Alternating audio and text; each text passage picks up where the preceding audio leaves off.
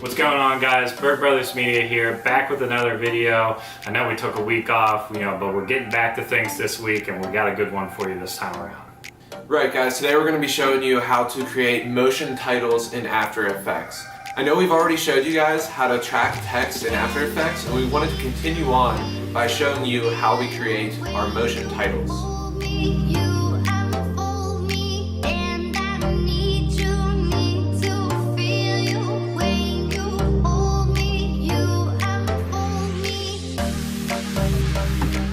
So the first thing that you want to consider when adding a motion title in After Effects is your shot.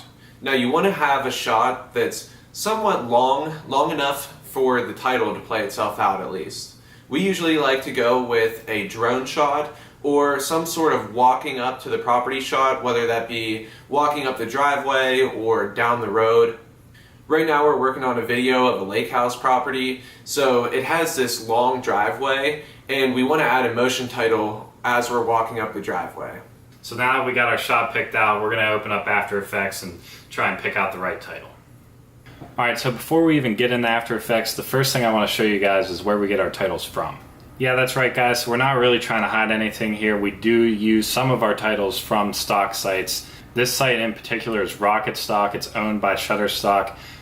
Most of their stuff you have to pay for, but this in particular pack here is free. We're going to link that in the description for you guys so you can follow along with us the whole way. One more other quick thing before we get started. I want to talk to you guys a little bit about the fonts that we use before we open up After Effects even, because a lot of the fonts that we like to use, aren't on After Effects to begin with. We have to download them and install them. So the site we're going to use today is Google Fonts. I like to use this site for a lot of our real estate videos only because the fonts on this site are a lot more simplistic, a lot more clean most of the time, as opposed to, crazy, actiony, all up in your face fonts. And the more simplistic the title kind of looks, goes along with, the style of real estate videos a little bit better. So I'm just going to go in here real quick and just grab a couple fonts here, and we'll plug and play with them later in the video and sort of see which one's the best. One last thing, guys, if you have the Adobe Creative Cloud, you might want to check out Adobe Typekit as well. This normally has a ton of different fonts in it that you can just add directly. You don't have to download and install them. All you got to do here is just click Add the Kit. It'll automatically sync it all up with your Adobe Creative Cloud, and it'll be in all of your different programs right off the bat. Alright, so now I have our project open here in After Effects, and we're going to go through here and just sort of try and find the right title that fits with the mood of our screenshot that we grabbed from that shot that we picked out earlier. So I'm just going to go through here, and I sort of know all of these already. You're going to have to just watch them all out so you get a feel for all of them as you go. But I think this one up here in the corner is a good one to use for this in particular walking up shot. So if I play it back here, this is the address and title that we used in another video previously already, but it sort of comes in and it's nice and center and brings down the location as it goes in and out. Looks nice and clean, nice and simple. I really like this one. This is normally one of my go-tos. So you'll see here in the sequence below that there's two different text options here. These are exactly the same thing in this project. What the creator did here in these titles is just had the first one go in and then reverse the first one so it goes out the same exact way that it came in. So what I'm going to do here is I'm going to double click on this text 3, and that's going to open up all the fun stuff that we get to play with and mess with here. A lot of the positioning, and all the keyframing in and out is already all taken care of, so we don't really want to touch any of that. But we can mess with some things like the fonts that we talked about earlier and the different colors of it. So in your sequence here, if you open up the control layer, you just want to go to effects real quick. And the creator for all of this stuff just left all of these right here. So I like to go towards the end. So you look how exactly it looks like when the animation is all finished and fixed up and looking pretty. And you just want to go one by one here through the different effects and sort of mess with them and get them to exactly your liking. So these line sizes you see here, we adjust them, they make them shorter, they make them longer as they go on. So you can make them whatever you want that sort of fits your font size and the title that you're going for. Another thing I like to do is, we picked out that shot earlier, so I like to bring a screenshot of the shot into my composition here, and I'll just drag it below, and I'll sort of go in here and hit my S for scale and scale it up. That way I get kind of a rough idea of what the final product's gonna look like. And I can sort of see the shot and imagine what it's gonna look like at the end, and look at all the different colors and stuff like that that's going into the shot.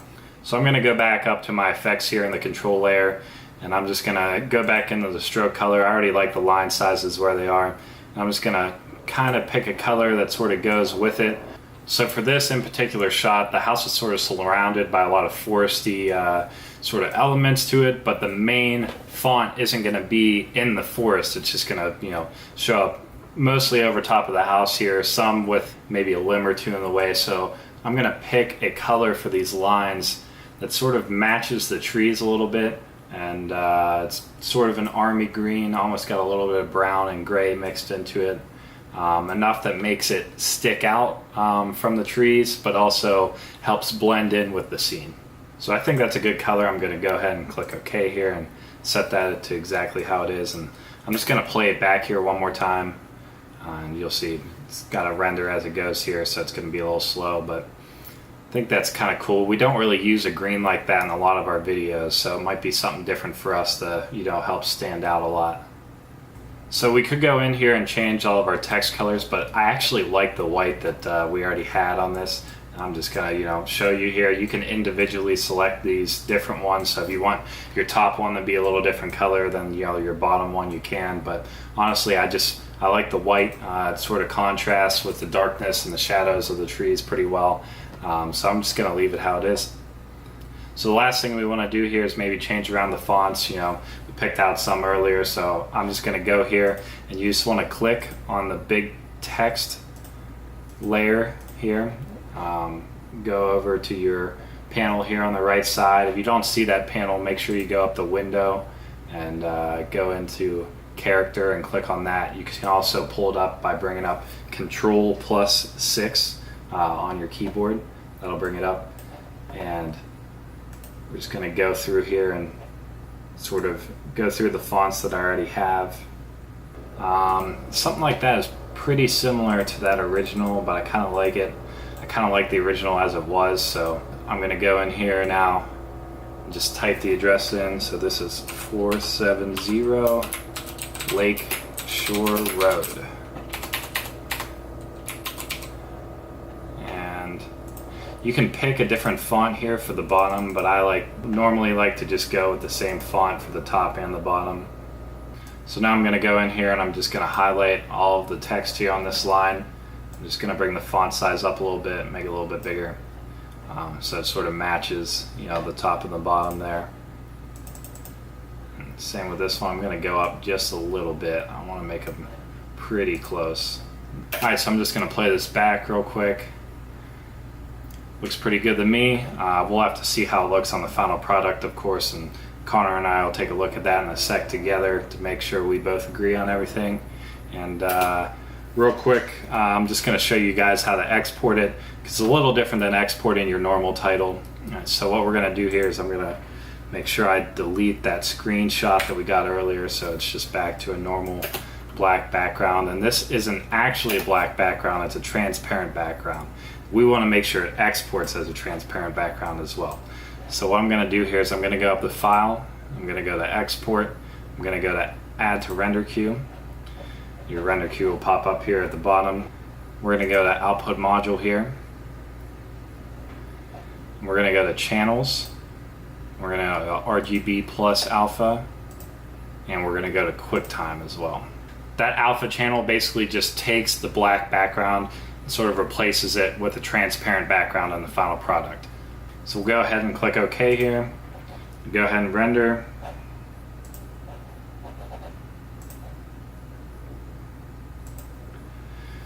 So it's rendering out now, should be all good in a couple seconds, and then what we'll do is we'll just drag it into a layer above in our Premiere project, and we should be all good to go.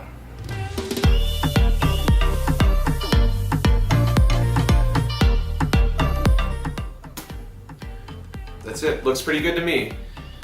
Alright, that's all we have for today, guys. Hope you guys learned something here. Let us know in the comments down below if there's anything that you want to see next.